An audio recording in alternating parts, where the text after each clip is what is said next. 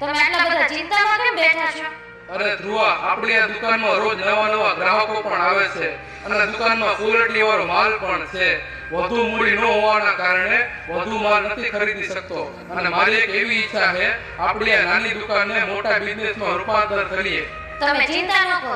રોજ તમે આટલી બધી મહેનત કરો છો તો ઈશ્વર પણ આપણી સાથે છે આપણા સપનાઓને સાકાર કરવામાં. આ માટે આપણે કદાચ લોન પણ લઈએ. હું જ્યાં કચરા પોતા કરવા જાઉં છું ઈ શેઠને લોનની કંપની છે. આપણે એને એકવાર વાત કરીએ. તમારી મહેનત અને ધગશને જોઈને ઈશ્વરે પણ આપણને ખરા સમયે સુજાડ્યું છે. તો તમે કાલે જ DS ફાઇનાન્સની ઓફિસે જઈ આવજો. હા, કાલે સવારે જતો આવીશ.